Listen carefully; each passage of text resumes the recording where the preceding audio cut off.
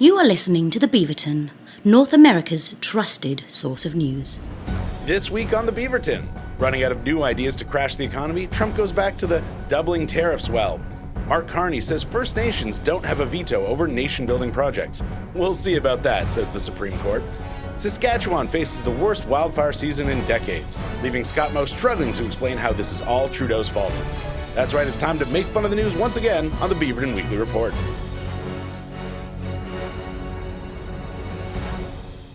Welcome to the show, everyone. So glad you are tuning in. I'm your host, Luke Gornfield, slightly less drugged out than I was last week on Muscle Relaxants. Boo.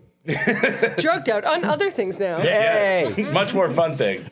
And joining me this week are three of our regular panelists, all of whom just signed a deal to cut trade barriers between them. Nile Seguin, MacKay and Clare Blackwood. Yay! Welcome. Hey, hello. We're all high on the fentanyl that's not going to the States. It's really crossing between our borders now. The prices have dropped thanks to... Okay, anyways. You already did the thing. I wasn't going to double. It was going to be a double beat. Anyways. Yeah. But you can now work in each other's apartments because the great. regulations have been dropped on. I've already been working in your apartment. You just haven't. What the hell? It. That explains a lot. Yeah. Just been replacing my shoes with bigger sizes of shoes. Thank you all for being here. I am thrilled to have you. There's a lot of news stories going around, and normally there's a very clear top news story, and this week is one of those weeks where I think we could lead off with like 5 different stories and it all kind of makes sense. So I threw a dart at the board and decided we're leading off with the Premier's meeting, the meeting of First Ministers, I should say, which according to Doug Ford was the best one in 10 years. I should note Doug Ford has only been in power for about 7.5 years, so it's 2.5 years he's just kind of guessing on. So for those who don't know, on Monday in Saskatoon, Mark Carney met with all the premiers of all the provinces, and I assume the territories, although for some reason the news articles I read didn't cover a lot about the Yeah, they territories. quoted somebody from the Yukon. Oh, there you go. Hey, you got it there, Yukon. Way to go. Say somebody. So I can't patronizing. remember. I'm sorry. I can't remember the No, I mean, there's no premier reason of for you to know, but I just was like an official or just... No, just a random guy. Yeah. They brought down all the premiers and then a guy from Yukon. Somebody won a lottery. Isn't the Yukon also a province, though? That's not... It's a territory. It is a territory. Yeah. Damn it. Okay. Sorry. It's okay. I'm learning. They brought down the one trapper who survived. Like, they dropped a bunch of trappers on a mountain and were like, whoever makes it out goes to the meeting. And the rest were all like, I don't want to go to this meeting. I'm just going to stick up here. It's just a prospector from the 19th century gold rush being like, oh, there's gold in that necklace. Yeah. So no, I presumably shout out to our 3 listeners in the territories. Sorry for being assholes. We love you all. But yes, presumably the territories were there as well. But obviously all the premiers of the 10 provinces were there, as well as Mark Carney. And the goal, as Mark Carney said, was for everyone to come with like a bunch of ideas. It was like a brainstorm sesh. It was like the goal was everyone come with a bunch of ideas for nation building projects. That's the term of the week. Nation building projects.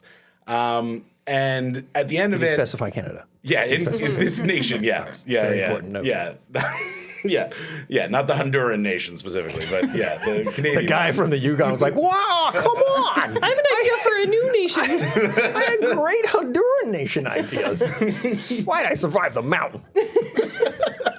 This was all he had to live for? Okay, let's not get into this character. Let's not pick apart this character. The one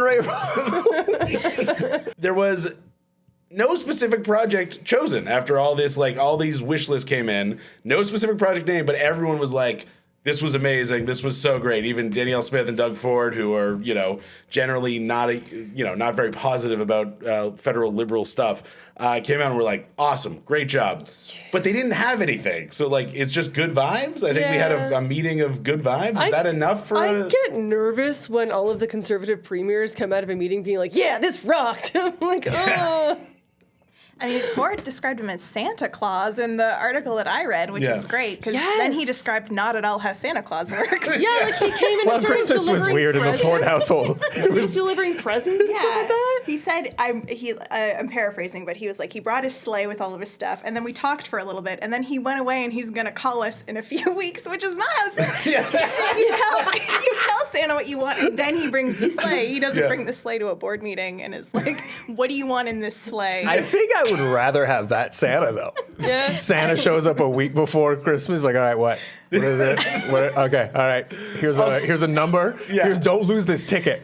I want to know. Or else you are not getting anything for Christmas. I want to know who the Grinch in this situation is. I personally think it's Danielle Smith. I think she has resting Grinch face. Like, she's just sitting there being like, the whole time. All the time. She's always grumpy. Yeah, I did. There was a lot of people who were very angry because she was kind of shoved off to the side at the press conference. And she was sitting there looking all grumpy. And then it came out that, like, there's a specific order to these press conferences based on when they joined Confederation, which admittedly is dumb. We can move on from that. Yeah. Like, it doesn't have to be in specific order. But people were so mad because she was just sitting off the side. Like, this is another one of these weird. What was the rule last week? The king couldn't enter the king can't enter that. So we're all like peeping from the door. Just fucking grab a seat. Oh my god. I mean, I do think it's got to be a little bit more formal than grab a seat. I don't as much think as so. I love that. I genuinely don't. You got the guy from UConn dead center, and you got Carney off to the left. I don't care. I do not care. Listen, you are nation building. I don't give a shit where you're sitting. Do your job. Very upset. I'm sorry. That was very intense. No. How much heads up did they have for this meeting? Oh, is it like, hey guys, you want to do a meeting tomorrow? Because if it was that, then okay, sure, no ideas. But if they had like a week, I think upsetting. It was somewhere between like, hey, we're gonna meet tomorrow, and like years in advance. It was like there was like I think it was like announced a few weeks ago. And like it still was like, here are the vibes. It's just vibes. Although there was, I think, like the thing worth noting is that the one concrete idea that came out that all of the articles are talking about is the pipeline thing. Where he's like, you might get a pipeline, you might get a pipeline. I personally think it's because he announced it just to get Danielle Smith to like stop threatening to poison his sparkling water at the table. Yeah. Like, I mean, she is relentless. Is I mean, it's not necessarily a bad thing if you're advocating for your province, but it's unbelievable how much she is just like, if Mark Carney is serious about Alberta, he will pipeline. And other demands too. So many demands. But they all come back to the very fundamental of, let us just sell our oil without any regulation whatsoever. Right. Yeah. And build things for us to do it, because unfortunately we are a landlocked province. And while the other provinces, while Manitoba and Saskatchewan are burning, yes, they're like, build pipelines, oil and gas, all that kind of stuff. And then they start talking about clean oil and how to decarbonize it. And I'm like, you cannot make clean oil. Yeah. It's never going to happen. Stop trying to make it happen. I also, like, I was reading this and I was a little concerned. I feel like we're fighting the last war, because I feel like the world is making a pretty hard pivot towards renewables, and we're all like, oh, pipelines. Like, why don't we just make Game Boys? Like, what is happening, guys? I get it. Like, Carney was like, we're going to be an energy superpower. I'm like, not with that. You're not. Like, no. Nothing. Just, anyways, what's the... we're going to be the richest family, or the richest country in 1988. Like, it's like one of those things. I literally was thinking he would be the best prime minister of 2004. Just amazing. Oh, no. Yeah, him and Paul Martin just competing to see who can cut healthcare the most. Together, they make one prime minister. No, I agree to your earlier point, Claire. That is like, it is concerning. I mean, we all know, obviously, you know, Carney is really just a conservative, but, you know, when you come out of a meeting with, and almost all the premiers are conservatives with a few exceptions, and you come out of a meeting and all the conservative premiers are like, this is the best. It's like, what? Yeah. This has been the most productive meeting we've had in years. Yeah, did we just sell off, like, you know, one of our major problems? Like, what did we do that's making Danielle Smith smile so much? I don't know. I don't like that. Yeah. The other thing that was happening at the same time and was a big part of the meeting is, as I alluded to up top, was the provinces are starting to sign deals to remove these trade barriers. And so, like, Ontario signed deals with Alberta and Saskatchewan to make it easier for goods to move between them and simplify requirements for regulated professionals like tradesmen to work in every province. And, you know, as part of the first ministers' meeting and as part of these agreements, of course, it's just what conservatives were going to do anyways, what these premiers were going to do anyways. So, like, with Doug Ford, it's booze can now be moved around from province to province. With Danielle Smith, it's pipelines. And, you know, it's like the best way to stand up to Trump, do exactly what I've always wanted to do for the last 10 years. Wow. Crazy. It's amazing how that works so well. But, yeah, it seems to me like that these you know, cross-provincial border deals, well, as we talked about last week, very necessary, are all just becoming quickly like, well, what if we just did what we wanted to anyways and called it a cross-border trade deal? But how did you guys feel about the cross-border trade deals? Any concerns? Any positive thoughts? I mean, I just saw Hudson's Bay on there, and it's like, shit's close, bro. They only sell mannequins now, and they don't even let you test kissing them before you buy them. You just gotta buy it. Like, it's just, it feels quick, a little bit. you can. If you're yeah, but I'm not quick. Do I look like I'm built for speed? I'm built for strength. You look wily. Yeah, What's yeah. that over there? Sure. Yeah, there you go. Okay, see, I'm getting tips. This is why I brought it up. See, now I feel better about all this. I'll sign the deal. Bring it. I'll sign it right now. Let's do this. I got mannequins to kiss, boys. I'm not joking. Where is it? Well, we're hitting the key issues of the cross-border trade issues. Sure. I just don't. Do we have data about how much Doug Ford's alcohol policies have genuinely influenced people in his favor? Because he just keeps doing it. Every single thing he seems to do has to do with booze. And I just think, like, the man doesn't drink. Does he? So are there statistics and data to show that this is why he's popular and why people are voting for him? I think, coming back to like the vibes question, I think the vibes are just like, it's so synonymous with him now. If you like him, as at least a plurality of Ontario voters do, to keep electing him to majority governments, then it's just kind of goes hand in hand. I don't know if it's possible to separate Doug Ford from booze at this point. So. It just which is, as you becomes say, so is so laughable. ironic for a guy who's a straight teetotaler. But it's slick. It's slick. This guy's making me so nervous every time something happens. I'm like, oh no. It feels inevitable now because he's managing to do both. He's managing to put out everyman vibes without being an everyman. We're so dead. We're so dead. Because that's the thing. It's like I don't have a joke here. It's just this whole booze thing. Yeah. It's that it gives that. Oh yeah, okay, he's cool. Yeah, you can have a beer with him. That's all it takes. He's kind of. No, that's not there's all like it takes, but you know what I mean. No. Yeah, but there's a little bit of begrudging respect. It's like you have found your niche and you are really sticking it to it. Like And you know what I mean? You're not a rich guy if you're doing booze stuff. If you're talking about beer, Famously, the wealthy do not like beer. alcohol. Yeah. Yeah. No, I mean it's just one of those things where it's like every time he finds a new way. It's like to bring it to comedy, it's like how like people talk about certain comics who like find new jokes about like airline food, which like everyone's like, that subject's been burned for 30 years. There's no new jokes about that. And then Brian Regan or someone comes up with a new take on it. You're like, how did he do that? The fact that Doug Ford is still getting material out of making alcohol slightly cheaper and slightly easier to get is truly impressive, even if it's like, there's bigger fish to fry, Doug. But it just works because it's like he's the only guy, he's the only person saying it. So now he's the guy. It's like, he's the cool guy. It's the only thing that he's doing that even remotely sounds cool. The rest are just scandals and corruption. But that's the only thing. Like, we're talking about it. Yeah. We're talking about it. Yeah. Oh, God, he's going to win. Because there's nothing else to talk about. He already won. What do you mean he's gonna win? He won. You think he's going to be prime minister? I can see it. I'm still not convinced he's going to run for prime minister. I mean, if your choice is know what him I'm or saying? Poilievre, I'll take him. I mean, I know that's what you're saying. That's a false dichotomy. No, that is I literally. feel like you're summoning Beetlejuice right now.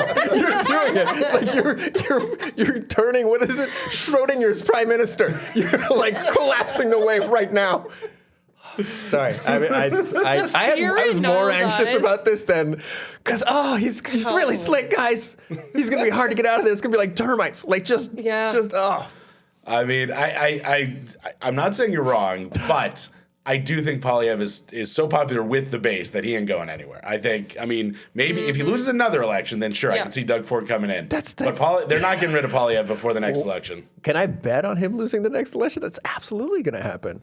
I mean, yeah, like good news. Yes, you very much can bet on elections. You mean the next federal election or Yeah. his little by-election? No, the federal. Okay. Oh, well then yeah, he might lose the. He might lose the. Yeah. Oh yeah. This is what I'm he'll saying. win. I'm just saying. Okay, look, I'm not gonna. Yeah. Not to brag, but I have that- made a lot of money betting on elections, and I'm not lying about that. I was literally about to ask you where you go, but that's not the podcast. That's not the podcast. We should get a sponsorship Got it. by That's these 365. You got to use a VPN because it's not technically legal in Canada, but we can work it out. If anyone you know has problems gambling, Gambling problem? The Beaverton is brought by Polymarket. Gambling problem? Called Luke. He'll make it worse. He'll place your bets for you. Sweet. He'll give you advice for a small fee. 50% of the cut. For the VIG. We still saying VIG? All right. Also, I should have said a lot of money. Like, some people might think I mean, like, actually a lot of money. I just mean, like, a lot of money by fun money standards, not like I was betting my To be house. fair, though, Luke's fun money is our retirement. I just made a small amount of betting on the election. My goodness. Yeah, everyone go around the table and say what they think a small amount of money is. I put one of my condos up. Luke, you go first.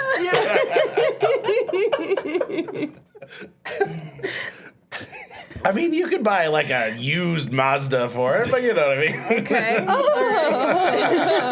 No, I'm kidding. That was very specific.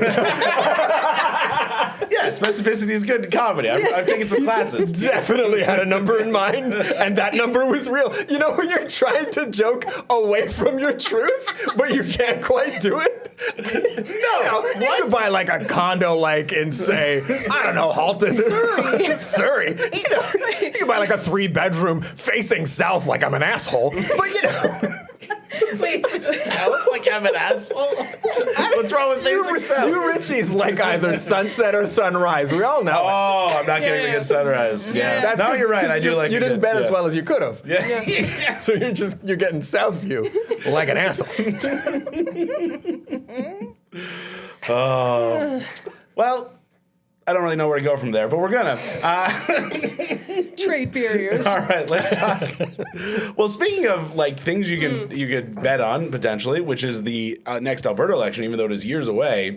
I want to talk quickly about Danielle Smith specifically because we have made a lot of jokes about her for committing, to use the Arrested Development term, some light treason when she was going over and asking Trump to not tariff us until Poilievre was in power and such like that. And I thought, generally speaking, people were pretty down on her lately.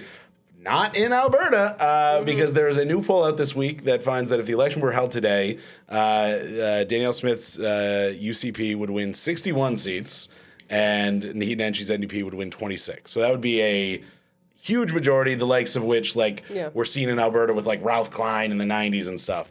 And even though Alberta is obviously run by the UCP and they do have a majority, it's not a huge majority at the moment. So this would be a big swing.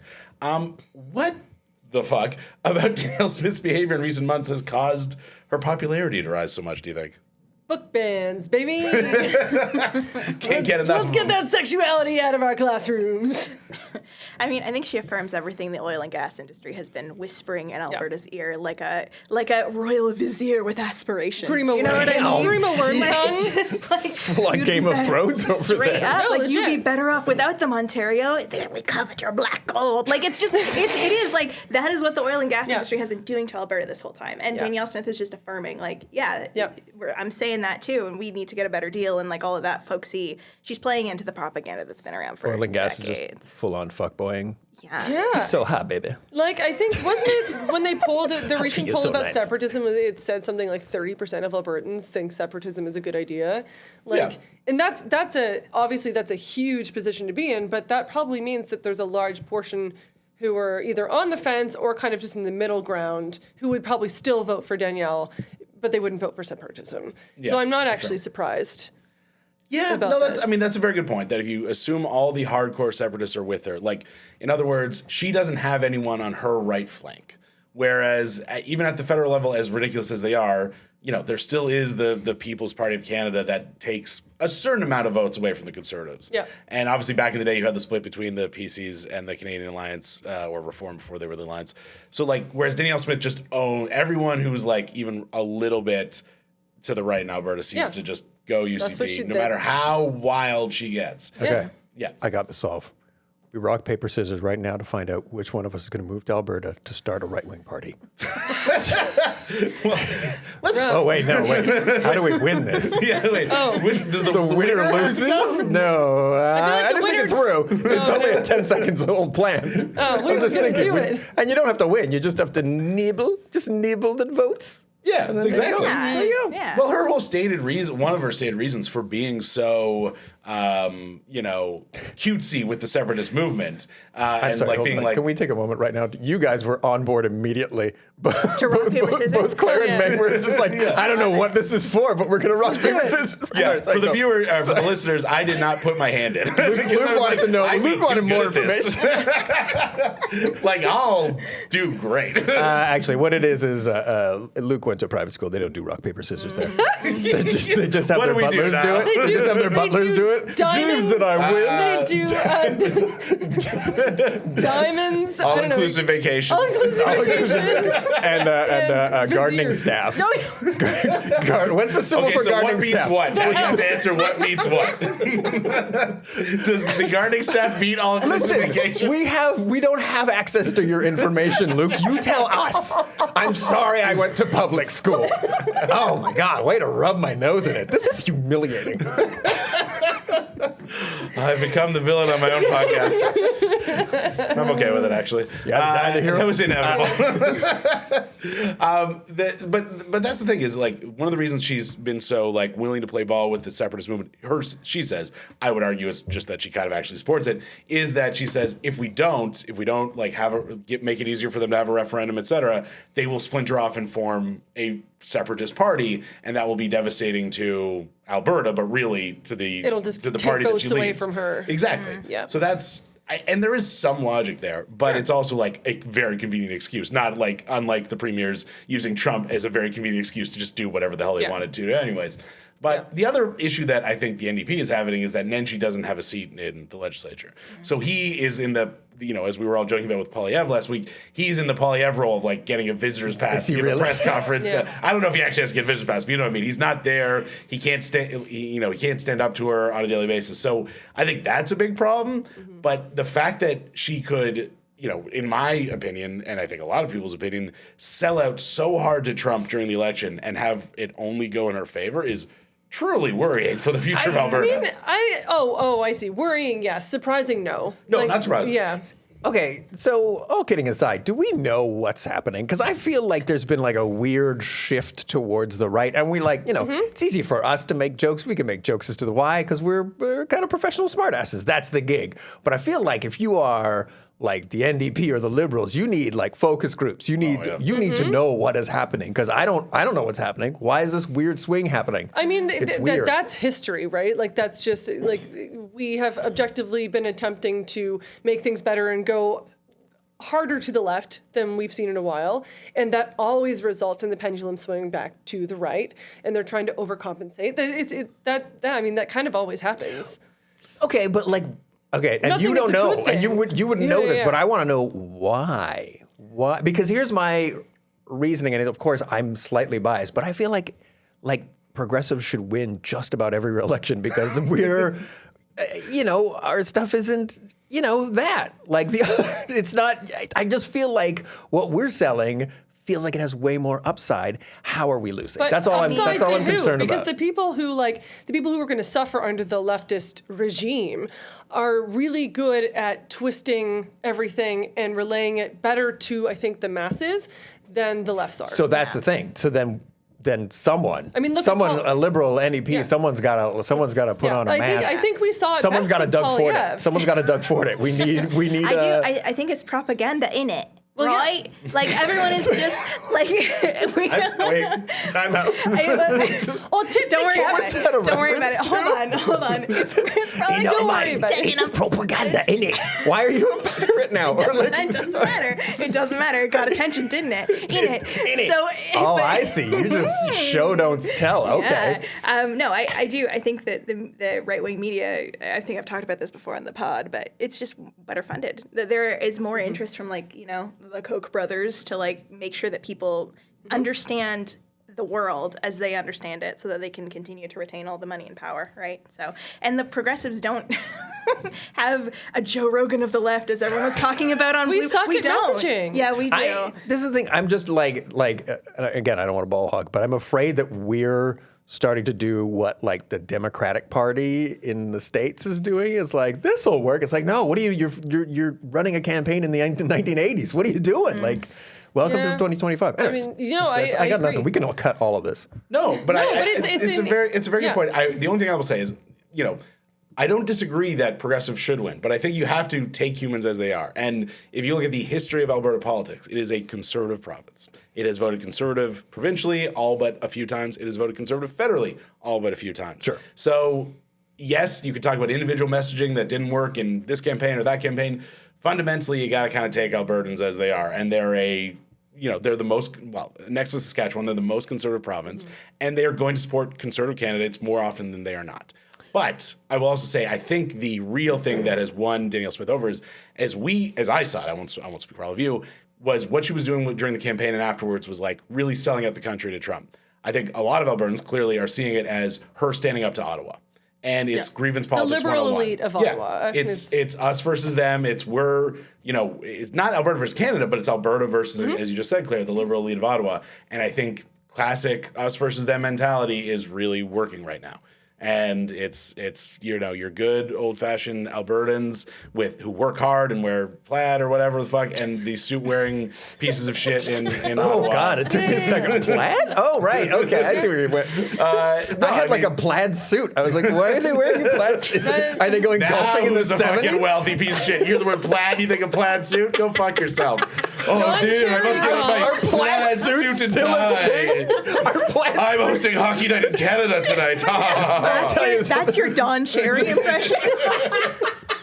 Get out. I like that. Okay. You can tell you're rich because that's your impression of rich people. Calm down, private school. That's what you hear in Don Cherry speaks. I was clearly just trying to impersonate Niall's impression of me. We're in a snake eating its own tail situation. Anywho. Dude, you've been doing the accent the entire podcast. Are you not? This is how you talk for real? Oh, okay. Yeah. Anyways, so I don't know why I've abandoned segues today. Today's the day I'm like, there will be no segues. I will just say yeah and then change topic. I don't think you can discount, just like you said, everybody, they voted conservative forever. And I think so many people, like I was talking to a gentleman at a bar the other night and we were just talking about politics. And I said, it's like, he started talking about how he's been a liberal. And I was like, oh, have you always been a liberal? And he's like, yes. I was raised liberal, and my parents voted liberal. I voted liberal forever. And I'm like, so I genuinely was like, I'm not fighting you. I'm just curious as to why. Because your policies seem quite farther left than the liberals. And he's like, well, it's just kind of what I've always done. Yeah. This is what I've always done. And so even though what he was telling me conflicted with how he voted, he still just votes that way because... Sure. Yeah. Okay, so that explains one thing. And again, this is me one talking out of my ass. I haven't done the proper research, but it feels like there's a swing that's a little more right. Oh, there is very much. But that's so what's worldwide. That about? That's just the pendulum. Like, it really is. It's just people pushing back. We hope. I don't... But you see it in How many history conservatives all do the we time. know? This is my thing. That's the thing. Well, but that's the thing. We're not on the ground, is what I'm saying. It gets too far to the left. People in power realize it. I get that theory, but we don't know any conservatives, so we don't know if that's actually what's going on. I grew up with a lot of conservatives. But we know you. Oh, did you? But I mean, private school. It's just if you look at history, that's just how it's always been, and I'm a firm believer of history repeating itself. Yeah, I mean, nuances are in there, but I mean, that's just kind of. I think it's macro versus micro, right? The macro of it all is exactly what you're saying, Claire. It's like pendulum will swing.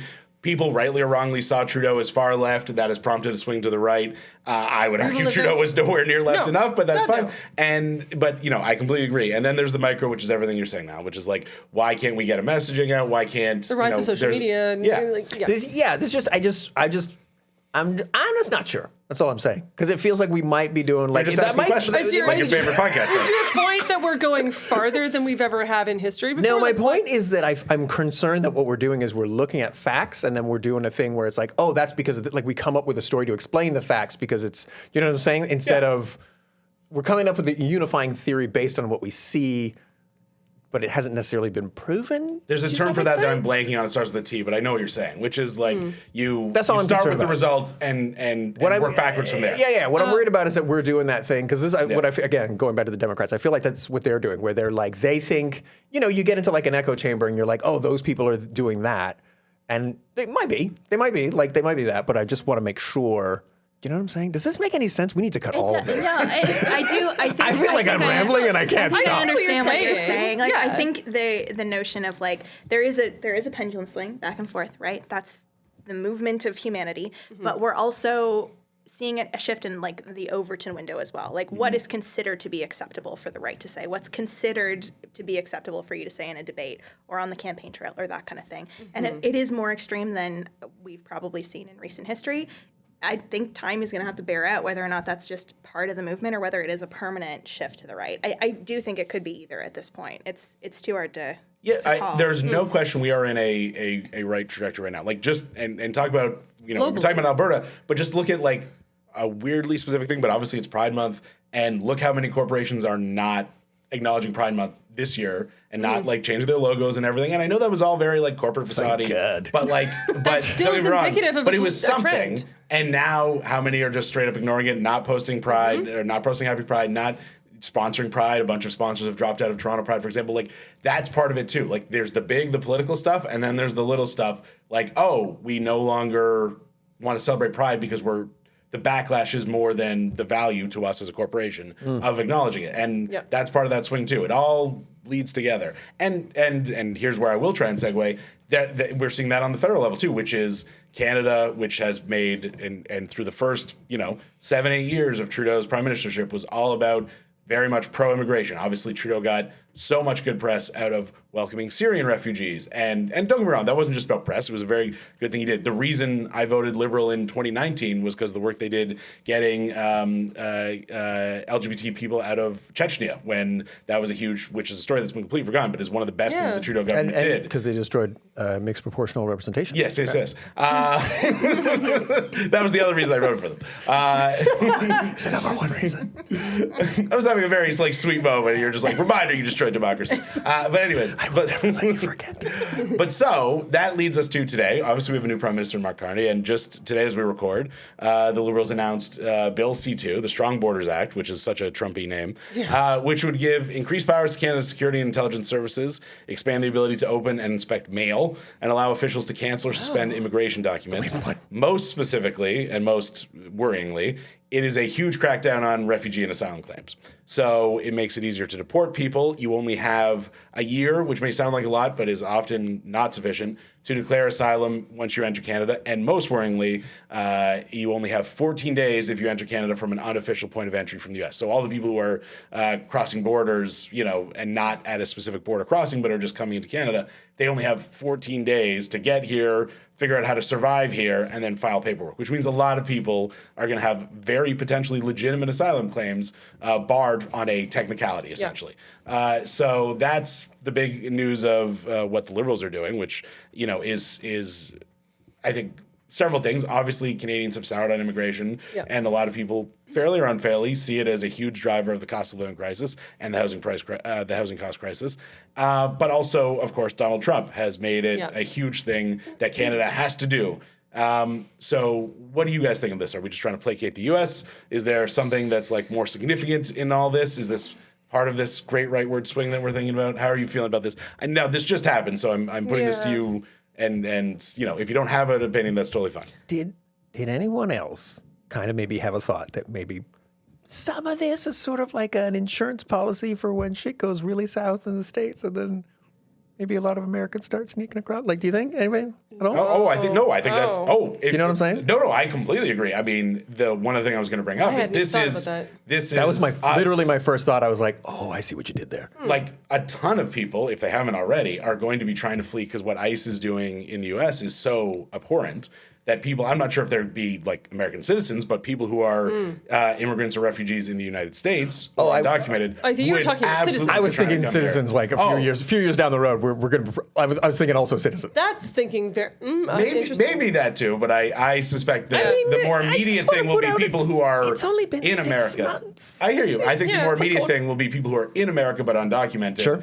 Trying to get away from the inevitable persecution from ICE, which has already reached such horrific, levels, and coming here. And this is a way to try and stop them from doing that, which is incredibly unfair because it's essentially just being like, no, go back to the evil place where people are, being deported to El Salvadorian friggin' concentration camps, basically. It sounds like capitulation to me. And I mean, I say this fully ignorant of I don't know, we've heard for a couple of years now, immigration, like you said, immigrants are the reason that we have a housing crisis. Immigrants are raising the price of living. On the other hand, immigrants, we can't survive without them. The country literally needs them. And so, like, You know who builds a lot of homes? Immigrants. yeah, Mark Carney's a smart man. You know what I mean? I'm not like, he's a conservative, but he's a smart guy. And I'm like, if you're making these decisions, it's got to come from a little bit more than just the general vibe of Canada doesn't like immigrants. So in that sense, I'm like, yeah, it sounds a little bit like capitulation. It sounds a lot like, like you said, the strong borders thing. We're going to crack down on immigration, so we're going to appease the guy downstairs. And also appeasing a lot of people in Canada, because the general sentiment is we don't like immigration. And that was a huge thing. I think that's a very long way of saying I think it's both. Yeah. Either way, it's not great. Yeah, I mean, I completely agree. I think we've taken on the role of like the U.S. is the bully, and we're the guy standing behind the bully, going like, "Yeah, like we don't." We're gonna do it That's a big too. chunk of our history. Yeah, oh, Yes. for sure.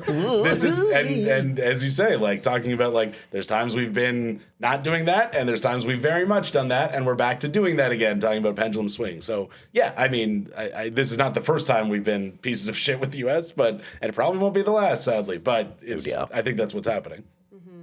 Damn. I didn't know about the mail thing. Yep. Like they can was just open their. Is it like That's some if we 1984 suspect that you're here illegally, we can open your mail? Like what is that about? I mean, the details are still coming out, but I think it's not like they can open everyone's mail No, and of it's course. Big Brother or anything like that. But yes, they have more ability to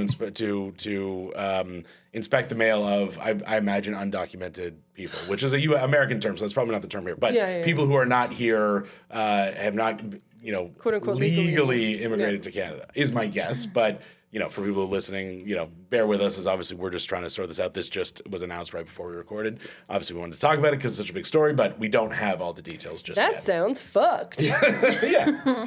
I mean, it's, again, we're not, we haven't created a ICE equivalent here. There's still mechanisms by which people can appeal. But yeah, I mean, if you cross the border fleeing persecution in the United States or fleeing persecution in your home country and, get here and are trying to like figure out a place to live, figure out, how to survive, potentially Canada's cold a lot of the time, figuring out how to get warm clothing, for example.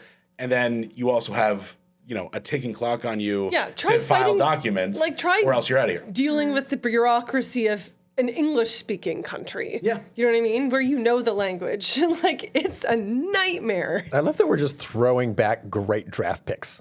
Like just people who have enough drive to go cross two borders. Like that's the person we're like, no, I'd rather sit with our team over here. Yeah. Old Johnny in his mom's basement, fucking typing on a keyboard. Yeah. I don't know. We have no real concrete goals to solve the housing crisis, but fuck them immigrants, right? Fuck the person who's got a motor, who's got drive and intention and dreams. Nah, we don't need any of that in this country. And here we sit down. We got 3-word slogans, goddammit.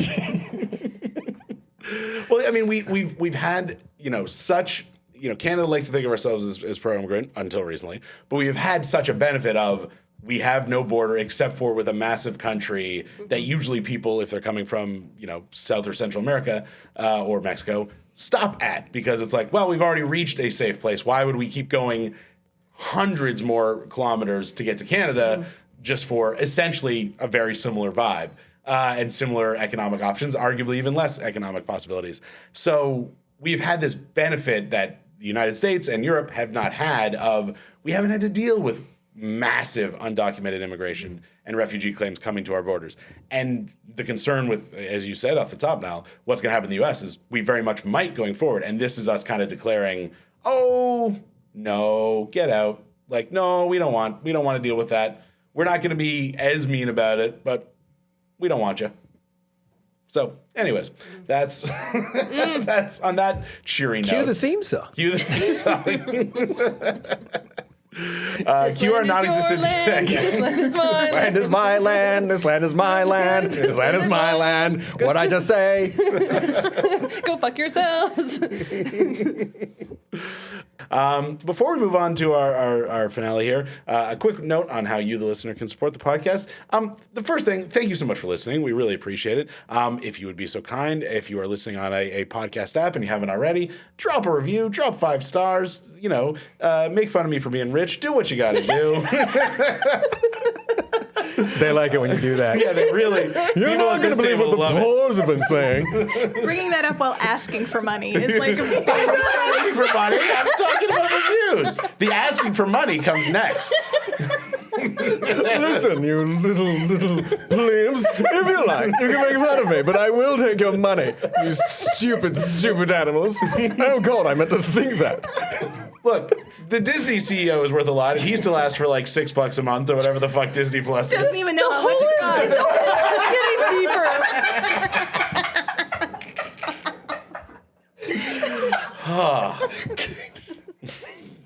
Sorry, continue. Go ahead. You know what? Don't sign up for the Patreon. I don't want your money. 10-minute quiz for Luke. But Luke, we do. Are apples in the fridge or on display outside in the How grocery much are store? they? And how much are they? I get a bag from Costco that costs, I think, $7, and it's in the fridge. Yeah, there we go. That's a memorized answer. He knew this was coming. It's a bag. Listen, at some point, some peasant's going to ask you about apples. Don't be a Trump. Is that me to me? Who's talking to me? No, this is your rich friends. Oh, okay, Hanging rich out, friends. hunting human prey on an island. Listen, what I did is I had my butler go down to Costco. Don't ask what Costco is, just say it. Sorry. Anyways, give us money. Give us money. Like us on Patreon. You can't you have to give us money. Okay. I mean, you can join, but for free, but what's the point of that? There it is. There it is. So at one point, he just peels the mask off. You're goddamn right I ordered the code red. That's what that was. You know what? You're never going to get to vote in a proportional representation election because of me. Look at me. Look at me. Never going to happen. Look at me now. Your dreams? I refuse. Swivel your chair towards me. Look at me. It's never gonna happen. This is the rich person they can't get. They have to alpha dog you at some point. There's enough sass out of them. My God, you can't have a revolt for God's sakes. You couldn't even bring yourself to look at me. I couldn't. It's so upsetting. So upsetting. And now it is time for the approximately 10-minute long quiz. It's the approximately 10-minute long quiz. Brought to you by Time.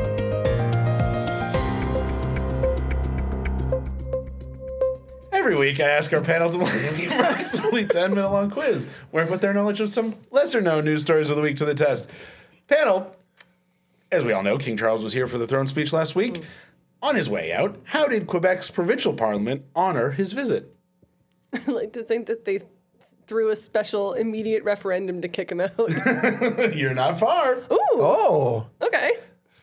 I mean, do I have to say it? Yes. Well, I don't know what it is. But yes. It's kind of how podcasts work.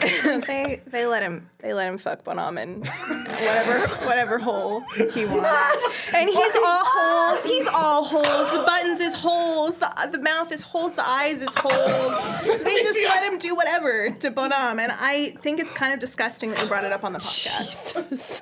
Why did you Oh, make I'm me not in? following Why that. did you make it like I was making you say that? It's tradition in the legislature, and that's the right answer. And you can give me the point, but I don't feel good about it. I feel like you do, though. Does anyone know the real answer? I'm not touching. I'm done with this. I'm moved on. That was just traumatizing. Well, Claire wasn't far off. They immediately voted to sever all ties with the monarchy in the legislature, or the National Assembly, as it's called in Quebec, which was they literally passed it while the king was flying home, which is like the equivalent of getting like a breakup text after you just spent a whole weekend with someone. Like, I'm just driving home and they broke up with me already. God damn. I'm kind of shocked they haven't done it already. Oh, I'm sure they passed this same motion they just do it several every times. week. They wanted to really do it while the king was here, or I respect was that just level here. of petty. Yeah, That is, yeah. It's very much That's- we don't participate in these shenanigans. That is the only acceptable waste of government money, pettiness. Yeah, I'm yeah, like, yeah. fine. Yep. Okay, fair. Yeah. I don't care how much it costs. Do it. Yep. Yeah, it's a completely non-binding resolution. It has no impact whatsoever, but respect Quebec. Yeah. No points on that one. Next question. What did Canadian ultra-marathon runner Stephanie Case take a break from the race to do during her winning run at the Ultra Trail Snowdonia race? Run a separate marathon. A second 10K. I believe she could do it. This woman's amazing. I was gonna say, dog, it better not be a run within a run. Like, it better not be doing that. Slow down, runners. Where are you going? I mean, as a runner, I was just going to say question all of her life choices that led her to being an ultra marathoner.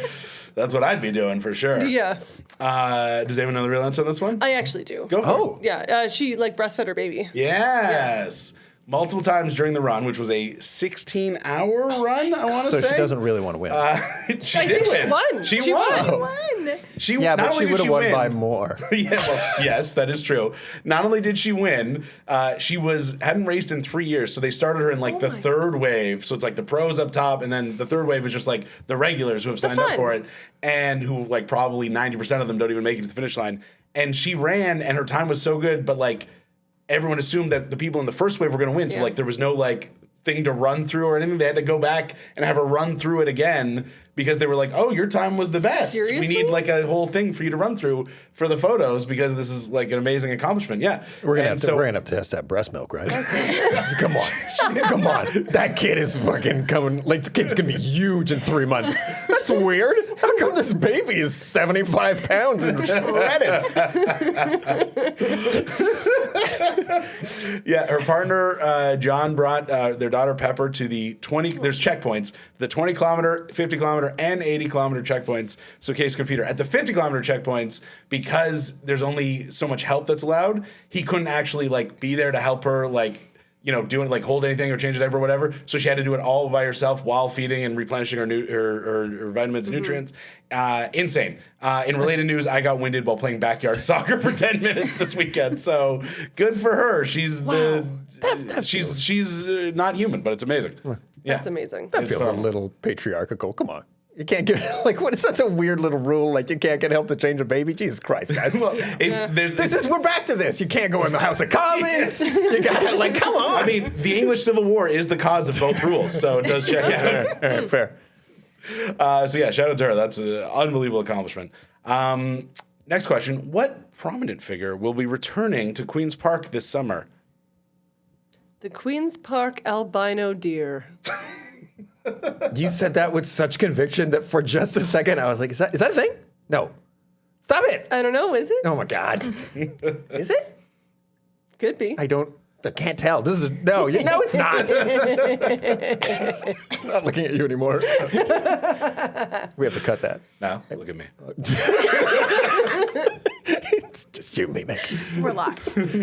Well, it's about to be 3 because my answer for this one's. I can't believe you made me say this one too. Oh my God. Luke, returning to Queen's Park this summer, pregnant bonhomme. It's called a baby moon, Luke. Is it the Kings? It's the Kings. He found the Snoozy, and It happens because it's in the olden times when we thought the inside parts. In femme people just like wandered around. I when love you your get commitment. mad, like the hysteria is like, oh, it's up in the shoulder today. That's bonhomme, except it's all the buttons and the eyes and the mouth. And he picked the roulette on the hole, and we're gonna have it's a boy. So there's a new heir to the throne. There's a new heir to the throne. 12th in line, just. So there's a new Patreon shooting that tier. one from the hip. Just gonna You guess. never have to hear about pregnant bonhomme again. Can I get a point for not making a very tasteless joke that would have just brought the mood down? Can I do that? Can I? Cut the mics, say the joke. Cut the mics, say the joke. Damn it. Not gonna do it. Not gonna do it. I'll do it after I'm the the only podcast. one brave enough on this podcast. You to say really what's are. real. You Yeah, true. 1,000% are. I'll ask if anyone knows the real answer, and I will give a hint. It is a statue, not a real human. Oh, no. The statue of the bonhomme? 9 months. Popped. It is a statue of Sir John A. Macdonald that has been covered for 5 years as a result of, all the horrors. It's been boarded up for 5 years, but now Speaker of the House Donna Skelly says she hopes visitors to the statue will gain an appreciation for all the complexities of Canada's history, at least for the 5 minutes it's open before someone vandalizes it again. But, that'll be a fun 5 minutes for everyone. What's the over-under? That we should be able to bet on. Ooh, Yeah. that'd be good. How long before it gets paint all Yeah. over? I'll be the bookie. I'll take that. You can. You guys have a problem. I don't mean to jump into intervention right There was now. a lot but of energy between Luke and I. We're like, have okay, more- yeah. From rivals to friends with one bet. I was just silently definitely going a a problem. month or a week. So I was secretly in. Oh, a week. I'm going to say a month. You're taking. I think the reason I agree month? with you is that I think it's going to be very well guarded Yes. up front. So I think a You week. got to let them get their guard down. Yeah, you got to wait for them to like drop the overnight guards Yeah. and stuff. Yeah. I'm gonna move on because I really want to take this. Okay, go. Let's go. Let's move on. What are the odds? Next question. Pierre Poilievre released a new video where he spoke to voters about the Liberals' fiscal plans while sipping coffee in front of a bookshelf filled with man-of-the-people objects like hard hats. But what common TV production mistake did eagle-eyed viewers notice with the video? I mean, casting Pierre Poilievre in a video is kind of a big production error. Like, they got to stop making that. Bad casting can really sink a show. Yeah. Yeah. I know follow the that. answer That's to great. this. You know the answer? Go for it. Yes. Oh, it's there was nothing in his coffee cup. He Yes. kept drinking it and it was clearly empty. What is wrong with this drives guy? me. What is wrong with this guy? There wasn't even an attempt to pretend swallow. Yeah, no, he would just go, What is wrong with this guy? "Oh, why am I doing it with a hand when there's a coffee cup? And it in was front like of a me?" shallow cup too. It wasn't even like a giant mug that you couldn't even pretend. It was like this. But he still did the smug, like, know what I mean? Yeah. Yikes. But it was like, he, just, but it he was kept about, turning the it cup like was down like this so you could see there was no coffee Can I in be it. so real? I got so fucking scared for a second there. I was like, my phone! I thought you had water in there. No, Yeah. I drank the It was water the like- first 3 He's a minutes of the professional. podcast. That's tall. You could just see. That's the craziest. I don't even. Okay, whatever. It was so It dumb. doesn't matter, I suppose, right? It's no one's gonna. The people who are in, and the people who are not. Like. Oh, yeah, the it doesn't silly matter. coffee- It's It's just weird, just ridiculous. though. Why can't you be a human? Just don't give him a cup. Human. Don't give him a cup. Yeah, it would have worked just fine. But I think they were trying to do like a little kind of callback to like, remember that video where he had breakfast with Absolutely. Trudeau? Oh, hi, Justin. Yeah, and he like sits down and Yes. it's a POV shot where like the camera's Justin. And he was being like this was when he was like sky See high in the these polls, eggs? and he See was these like eggs? being the smuggest piece of shit Yeah. he's ever been, which is saying something. And he was just like, oh, thanks for joining me. Take a seat. No, don't worry, I got the bill. Like all that shit. And then they were trying to like I think have a little reference point to that. And it just came across like, yeah, it's just the fact that there was a hard hat behind him and fake coffee.